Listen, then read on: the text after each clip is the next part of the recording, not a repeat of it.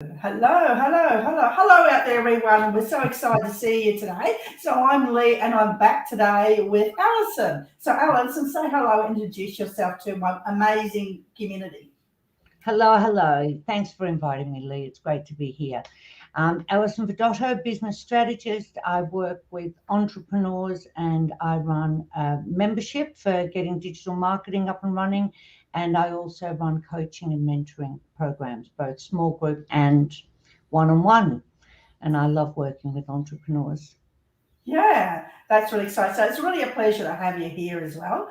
And today our conversation is all about how can you maintain a positive mindset as an entrepreneur and survive during the pandemic and also after the pandemic as well. Like often, Alison, often, I'm thinking sometimes about, I know that, things will not be the same after the pandemic and everything else as well.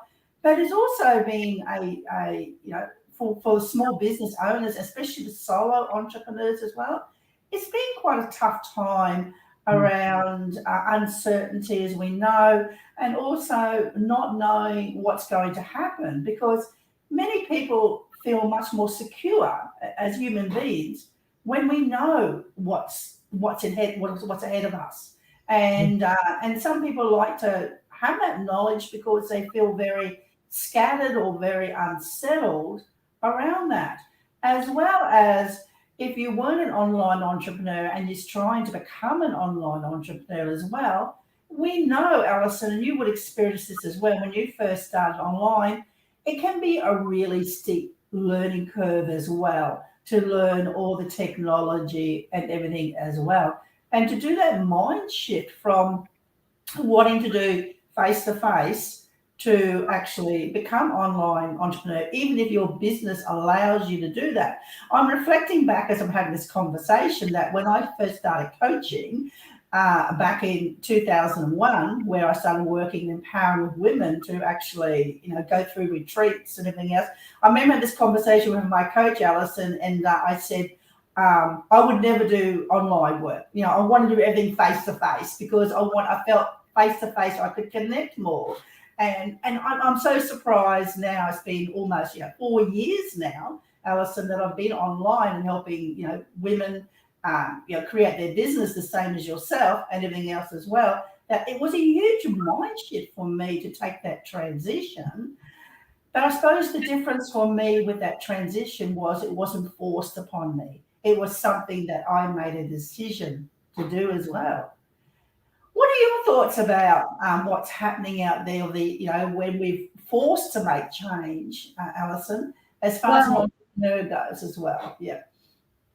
okay, well, I've been in business now for 30 years.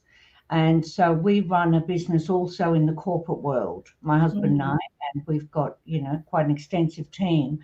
And so over the past 30 years, we've weathered some really steep learning curves, mm, and we call them um, near business death experiences. And a few mm, of them have been seriously, like we almost lost our home. mm, 2014, there was a catastrophic downturn in the industry that we're in the corporate world. And we mm, had like 25 people working with mm, us. So for us to lose everything, it also meant all of these people left as well. And mindset was just an enormous part of mm, surviving that. And it wasn't, a need to be positive. It was having a growth mindset rather than a fixed. mm, So I really believed that we would turn it around. And that was imperative. It was how we were going to turn it around, not if we were going to turn it around. mm, I was lucky because I'd studied neuro leadership. And so I had a lot of tools that mm, we used to actually, maintain a mindset that was focused on growth, not on doom and gloom. And, mm, one of my business mentors says during crisis, it's about surviving. It's mm, not, after the crisis, then you look at growth and thriving. And mm, that's why I call my membership Thrive, mm, because we should thrive. But when we're in crisis, we do what we need to do for our business to survive. So, you need to be like pragmatic, and you need to be strategic about what you're doing. Be really focused on how you're going to survive, and then worry about growth afterwards, I think is really important. And it's the same with the pandemic. You pivot, you do what you need to do to actually survive. And a lot of people don't like being online, or they don't like being on social media, and that's okay. You don't have to like it, but you just need to do it. Yeah, I always remember her saying, it stuck in my mind. It was just during a mastermind group that I was running online, and it was like, business is always not always convenient. So it was really a very interesting mindset to actually look at. And I think for me to be able to survive through the pandemic myself and keep focused I was focusing on what I had control over instead of focusing on what I didn't have control over as a business owner. So, I had absolutely no control at all over the handling the pandemic. I just had to listen to what was happening and, and be consciously aware of what's going on around me and apply the principles that were being suggested by the experts so that I maintained safe. And also, I kept my families and everyone else safe as well. But I didn't spend all day worrying about the pandemic. I was focused, as you were saying there, on what opportunities that I wanted to do, as to where I want to take my business, because it was a great time for me to actually look at exactly where I want to take my business in the next year or the 2 years or 3 years. So I think it's having a high level of resilience as a business owner to be able to be laser focused on the possibilities opposed to the holding and letting what's happening around you to control your life and control all your thoughts. And absolutely. And I think looking for opportunity, because there's always an opportunity there. And look, there are many businesses that have thrived during this pandemic. It's been the making of their business. And so just having a look at what they've done and how they've pivoted. I mean, we have so many things going for us during this time. I mean, we went through the recession in 92, 93, and there was no work here in Australia, in our corporate business. So we ended up living in the US for a couple of years. That's how we survived that. But during that time, we couldn't get online with clients. There was nothing we could do to reach those people that we suddenly couldn't reach. And of course, then in the 90s, there was a bit of a monopoly on airlines. So airline costs, I think, are still cheaper now than they were 30 years ago. So it was so limited, whereas now we have all this access to all these programs, and we can host, group coaching online, we can host a membership, we can deliver courses. There's so much that you can do. You just need to pivot. I mean, I find that, like, our electrician has got a great social media presence. Now, that's a local business that you could arguably say, I don't need an online profile and presence. But he's going gangbusters because he has an online presence. So there are so many opportunities there, no matter what industry you're in, to take advantage. Yeah, and I think this is about being aware of what's going on around you and taking action. Because I remember reflecting back, we look at, for example, the company Kodak, with the cameras, the camera shoots, everything else. When we went to, do anything online, they didn't pivot, and obviously they folded and they went bankrupt. Whereas when they had other competitors, what they did was they started to pivot and change. Like, I think it was Fujitsu. They changed and they went into creating.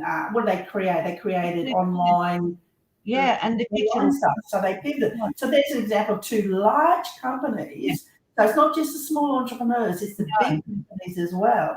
So that's an example of being aware of your markets and taking action and actually thinking about what you can do and implement along the way. So it's adapting. It's adaptation. I think Some people don't like to adapt or change. Yeah. What you're saying, Alsion? Yeah. it's the same. It was the same with Blockbuster Video. Yes. And Netflix. Blockbuster started out as I think it was a $6 billion company, and they went under. And Netflix, with a cheap membership, they've ended up worth a fortune. So it is that pivoting and looking at what your customers want. Talk to your client base, know your ideal client avatar. Have open discussions with them, and they'll tell you what their issues are. They'll tell you what they're struggling with. So I think, part of that mindset as an entrepreneur is to be a great listener, especially to your audience. You need to be listening to them because you will hear what's needed. And of course, in those conversations are the opportunities for your business to survive. Absolutely. And that's really interesting too about, surviving, looking at what you need to do and taking the action and not to sit back. But I think it's also, looking at what are the opportunities as well, because a lot of business who perhaps, are cafes or those types of businesses that are mortar type businesses, they've created a whole new arm within their business now, the ones who are surviving. They're having the deliveries, the takeaways. I mean, there's so much potential there that now they, perhaps, Alison, they've been in a position that they've always thought about doing something online and then never taken action. And now they have taken action. And now they will, even after the pandemic, I'm sure they will keep that arm going. So now they've actually, got more opportunities in their business as well to meet across their market as well. Yeah. Well, I think too, what they're doing, which is the definition of branding, they've taken their customer experience and they've maintained it, because it's not just home delivery. It hampers with candles and menus and this beautiful, that you feel like you're in a restaurant, beautiful at-home experience, which is, I think, something that will continue after the pandemic. There'll be so many changes to come. Absolutely. Yeah. And so you've just got to keep your business going until everything opens up again. Sure. And sadly, many businesses won't, they're just not able to survive. Yeah. And, and that was, I remember a conversation too, because I've got 30 years of martial arts, so I've done a lot of martial arts in the past. And I remember talking to my sensei's wife, because, my sensei is my teacher. So my teacher's wife, because he couldn't speak English a lot. So he was Japanese, traditional Japanese. And I remember having that conversation with her about 3 years ago. And I said to her, why don't you create something online so that you can actually, your students can actually not just attend the sessions, but also they can, look at some education at home. They can do patterns, they can do things at home as well. And I remember having that conversation with her, and then straight away the response was shut down. It was very closed. It's about, he wouldn't do that. He can't speak English very well. He can't do that. He wouldn't do that. It's not the advisable thing to do. But, that's something he had to really, because it was forced upon him to do that. Now he's got added value to his students now, that if it does ever come back to the old way or before the pandemic, that not only can he run classes, he can now add actual value by doing a package up now with, videos for home training as well for their students as well. So that's amazing what you can do. And that was forced upon him. But if we look at it in a positive spin, it was something that opened him up, as you said, to a growth mindset. Sometimes it's forced upon us, and it's not necessarily something that we want to strive towards as well. So that can be a good thing as well. Oh, absolutely. Absolutely.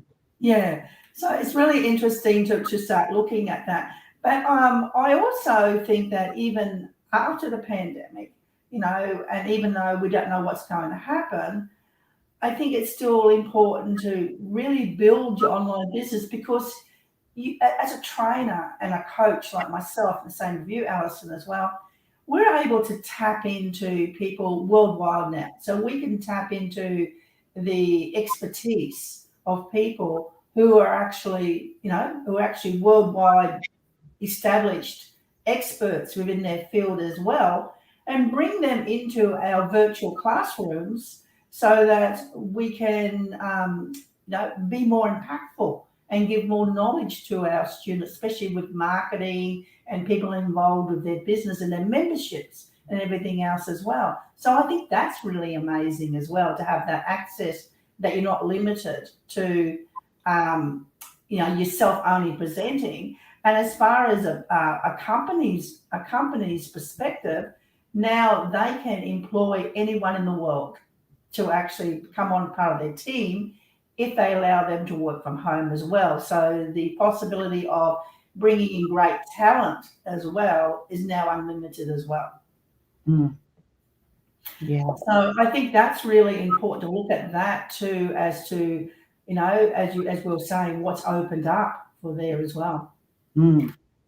Yeah. Yeah. Very So, true. with a business mindset, we talk about the growth mindset opposed to the fixed mindset.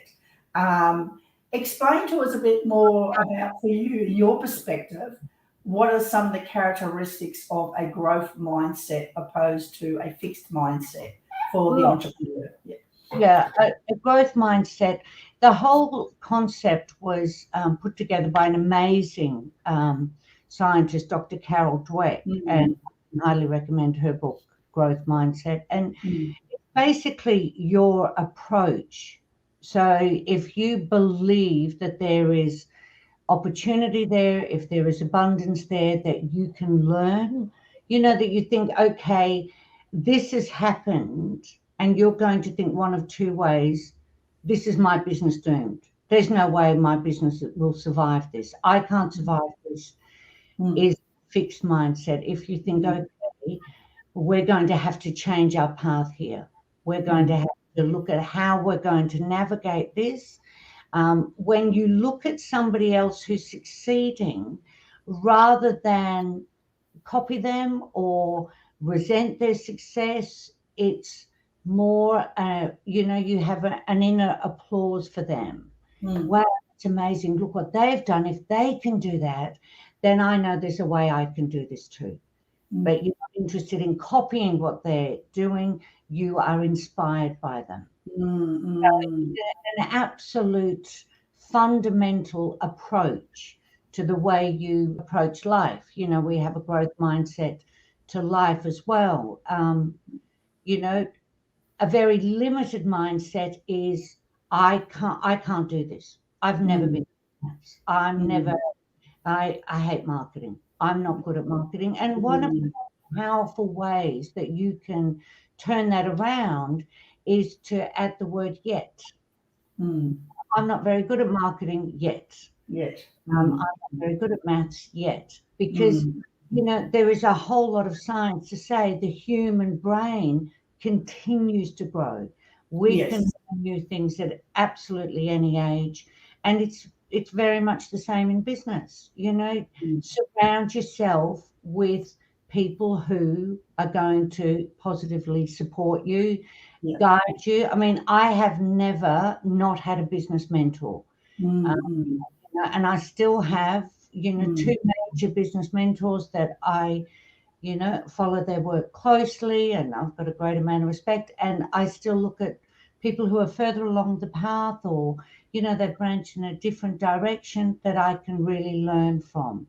So find yourself a great business mentor is another thing, because that will expand your mind, because we don't know what we don't know. We don't know about high ticket offers and how to really build that with the right people if nobody's showing us how, because nobody's knowing that. So, that curiosity is such an important part of mindset as well. Yeah. And that's something that I totally agree with as well. I know I'm the same as you, Alison. I've always had a mentor around me, and I'm always involved with community groups as well as my membership. With my membership as well, it's having, it's having people around you also who have your back. Because it can be quite lonely, especially now if you are operating from home by yourself and you're a solo entrepreneur. And if you are having a bad day, it's great to be able to have those go-to people that you've connected with, and that you want to support each other, just to jump on board and to have that support as well. And also, I find that even with my membership as well, the women, they communicate from the heart. Because they've connected, they communicate from the heart, and they don't wear masks or pretend things are okay. So this is the power of having people around you, so that you are supported and you looked after, and of course you give back as well. You give back to your community as well. So I think the word community is far more than just being on Facebook or whatever and just thinking that you're just going to be sitting back in the background and watching what's going on. It's about doing the live Zoom sessions and masterminding and getting to know each other. Gosh, with me, with my group, I even have an evening where they just bring wine and cheese and crackers and just connect online. So all of that is available too. It's about it's please. What I'd say is don't be the lone ranger. Don't just fade in the background. Have that support around you as well. Yeah. And I think that's really important as well. And as entrepreneurs too, it's us as well, making sure that we keep our community safe as well. And that was an experience I had just a few weeks ago. I had a Zoom session, and this person jumped on, and they were doing sexual acts during the Zoom meeting, and that was a shock for me. So it was just like, oh my God. And that just taught me more and more about my security and my links and everything else as well. Yeah. Did you know that person, Lee? No, I didn't. We have the waiting room on Zoom. No, I didn't. I didn't check that because there was only one person on there. I was very lucky that there was no one else on there. But I didn't have their full name. So if you've got the waiting room set up, they can't get in without you. Yeah. It was very interesting. So that was as an entrepreneur, as business entrepreneur, it's also having the ability, the growth mindset to accept your mistakes and not to say, well, I'm never going to run another meeting again because this happened to me once. It's about working out what was happening. The mistake that I made was I had put the link out into a public group that I belong on to Facebook, so anyone could jump onto that meeting because it was an open Q&A for anyone to jump in and talk to me, kind of thing as well. Well, I won't be doing that again, will I? Sort of thing as well. But you learn from the mistakes. So I think this is part of the growth mindset in the business too, is you are going to make mistakes, and things are not going to always go smoothly.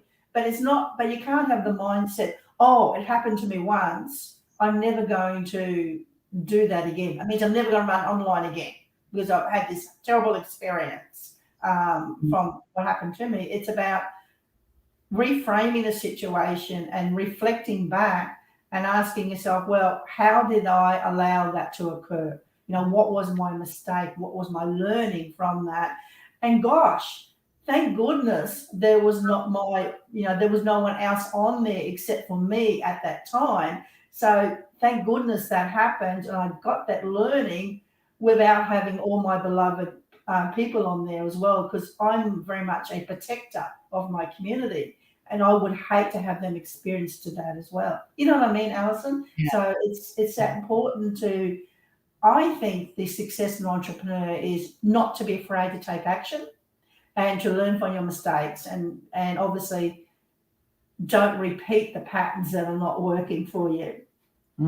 Talking about modeling, because I know you mentioned that earlier, Alison. There's a great book out there called what was it called? It was called Decode the Greatness, and that was talking about there's three ways we learn. One is through repetition, such as a sports person would actually practice years and years of maybe a shot, a forward hand or a backhand or tennis or whatever.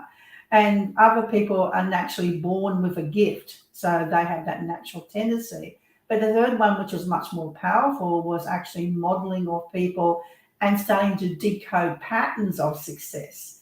And that was really interesting too, to actually look at the modeling stage. And we're not saying, and you're agreeing with me as well, Alison, it's not about being a copycat. It's about looking at what's going on out there and then adjusting it and putting your personal spin on things as well. So you're not reinventing the wheel as well. Yeah. I don't think I've ever seen a successful copycat long term. Terrible short-term wins.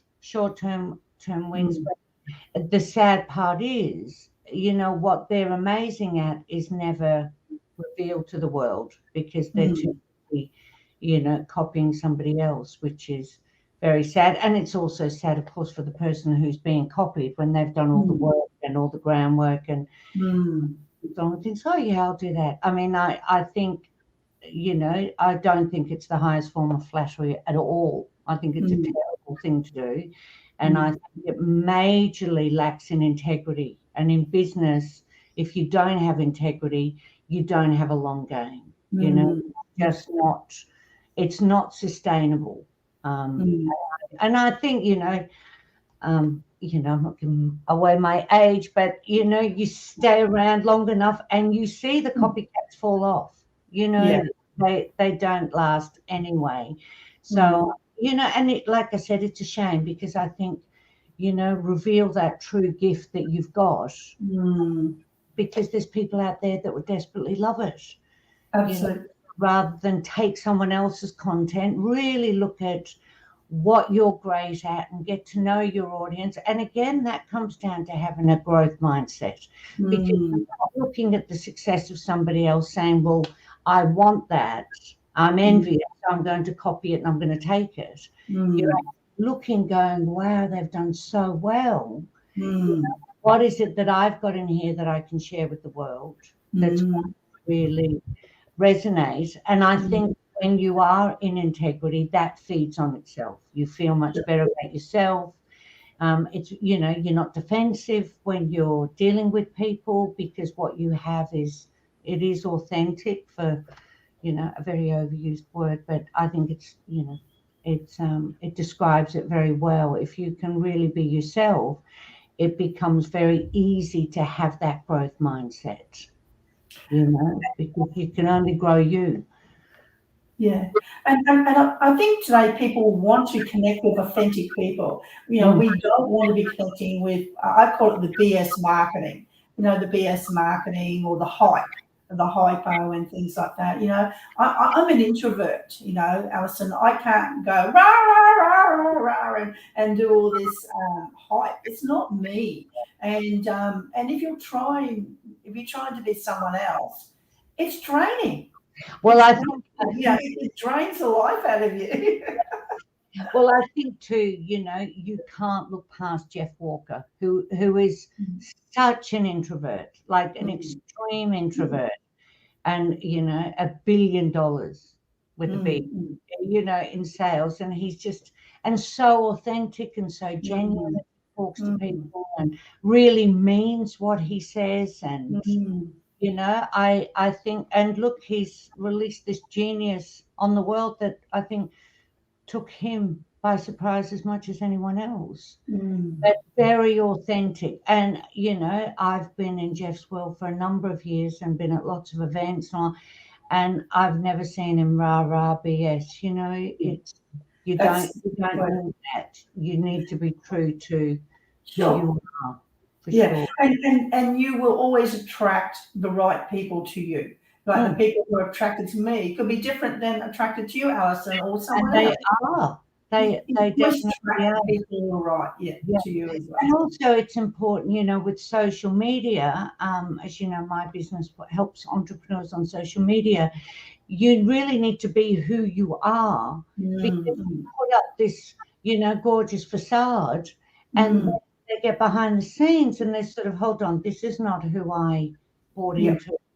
And so they don't stay around. Whereas if you're consistently true to yourself, and like if you're in integrity and being true to yourself, that's very easy to maintain. Whereas if you're not, it becomes very stressful. And I think absolutely. And I think there's more and more people out there are stepping up. Like there's quite a few groups now called Heart-Centered something or whatever that are very authentic out there as well. So I would say to you, find the people that you want to work with, be authentic, be yourself, but also there's strength in vulnerability too. So that when you speak from your heart and you speak from your soul, people will resonate with you as well, and not try and be perfect. Don't put things off to you being perfect, because you never will be perfect. Well, I think too, you're perfectly you. Yeah. But again, it comes down, like as you say, there are many heart-centered entrepreneurs out there and coaches and that sort of thing. Now, that is not my way. I'm super organized. I'm a mother of 6. I'm highly educated. I run a very tight ship. I'm not going to sweet talk. I'm going to show you the systems and the processes and the tactics. And, so you're not going to come to me if you're looking for heartwarming manifestations. But if you want great systems and you want to get active online and you want your business working well, then I'm going to be the person that you want. So again, it's about being really true to yourself, and you attract, like-minded people for sure. And Wendy just said helpful advice there. So thank you, Wendy, for chatting with us as well. So we need to wrap up now. We're almost out of time. So before we wrap up quickly, Alison, what are your 3 quick tips, takeaways from today's discussion? My takeaways. Yeah. For or advice you give to the audience around. Tips I would give would be, really work on having a growth mindset. Actually look at your own, observe yourself and how your approach is. Really understand, look, you can do this. You can get through it and your business can thrive. And number 3, be strategic and have a plan, because, without a plan, nobody knows where you're going. And my 3 tips is don't go alone. Always be surrounded by people who are further ahead on the track than what you are. Be forgiving to yourself if you do make mistakes, because that's okay, because that's how you learn. And to take action, not to allow your thoughts or your beliefs to hold you back, to take action and allow yourself to be vulnerable as well. So I really enjoyed today's session with you, Alison. So thank you so much for turning up. I hope everyone out there has gotten some, found the discussion interesting. And I myself will be coming to you again next week with another co-host as well. And we'll be talking about another topic as well. So thank you so much for tuning in as well. And Alison would like to say goodbye as well to the group. Bye. Thank you very much for having me. Great to be here. Thank you so much, everyone. Enjoy today, and I look forward to speaking to you again next week. Take care. Bye. Bye.